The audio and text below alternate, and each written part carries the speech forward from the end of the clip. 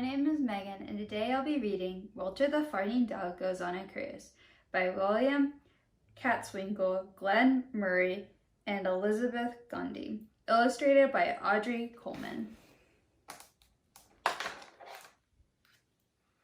"Look at the size of that ship," said Billy. "It's as high as a 23-story building," said Father. "It has everything in it," said Mother, "even a shopping mall. And 5 swimming pools," said Betty. Walter farted excitedly. "Welcome aboard," said the cruise director. "What a nice dog," said Head Officer Smelty. The ship pulled away from the dock. The horn sounded. Walter farted. "All our animal friends stay down here in the pet palace," said Pet Officer Smelty. "We do our best to make them completely comfortable." Walter sniffed around the fancy room. "I'm off for my first round of golf," said Father. "I'm off for my massage," said Mother. "We're off to swim in all 5 pools," said Billy. "Don't worry, Walter," added Betty. "We'll be back in a little while." Walter settled down on a plush cushion. "Not bad," he said to himself, and farted.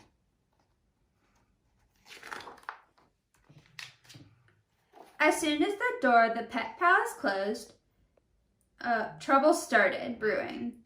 Dogs began growling, cats began hissing, birds began squeaking. Why? Walter was farting.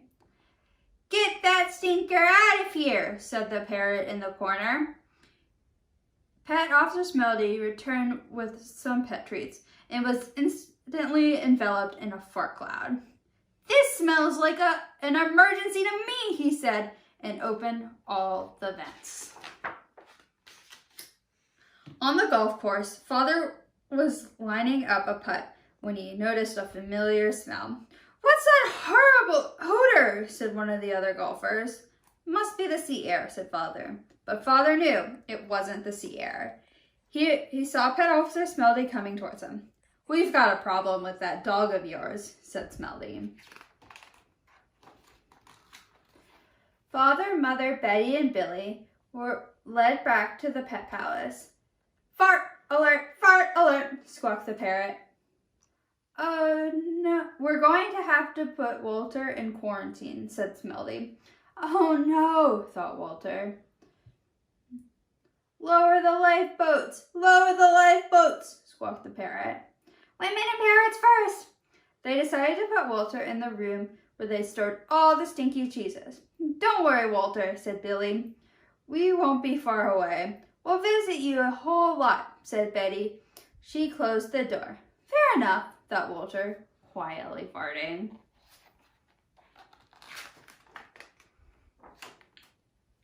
Among the stinky cheeses, there was a big one that called to Walter. "I shouldn't eat that," thought Walter. "It doesn't belong to me. Yet here we are together, me and the cheese. Perhaps if I just lick it lightly, no one would notice." He licked it lightly, then ate the entire cheese.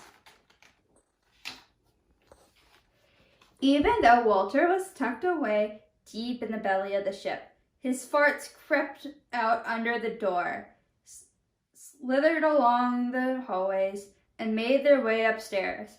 By the next day, all 6 dining rooms were filled with farts and angry passengers. "This ship stinks. We want our money back." "Please be patient, ladies and gentlemen," said the cruise director. "We're having a little problem with the ventilation system, but we'll have it under control in a few minutes." The captain said, "Put that dog overboard." Walter was lowered in a lifeboat, which was tied to the back of the ship.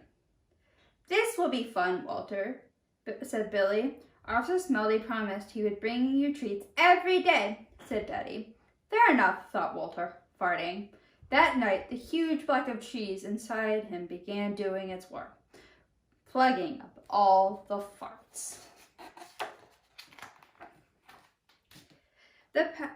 The passengers were enjoying themselves again, while Walter trailed behind in his lonely lifeboat. The gas is building up badly, he said, but at least I'm still attached to the ship. Suddenly, the computer system that controlled everything on the ship crashed, and the backup system crashed right behind it.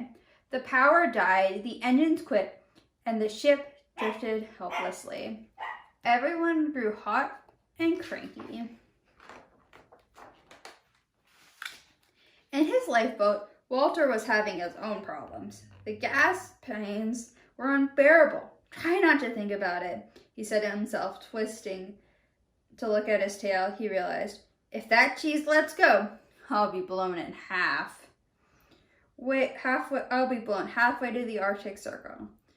He felt the gas bubbling. He dug in with his paws and braced himself. If anything breaks my perfect concentration, I'm done for. A fly landed on his nose. He looked at the fly. The fly looked at him. There was a deep rumble, and the cheese shifted inside him. A few small farts came out and gently pushed the lifeboat up against the ship. That wasn't bad, said Walter. But then all the farts that had been blocked for days came out. With the roar of a rocket, the ship heaved forward. Walter hung on, still farting. Warp speed! Squawked the parrot to the in the pet palace. We must be back to full power, said Father, gripping the deck rail. But it was much more than full power. It was fart power. It shot the ship right over the horizon and into the port. Right on time, said the captain. When the cruise was over, Pet Officer Smeldy presented Walter with a sailor hat. It was an honor having Walter on the cruise. We had a great time, but it's good to be back on land, said Mother. Anyone for pizza? Said Father. Hold the cheese, squawked the parrot. The end.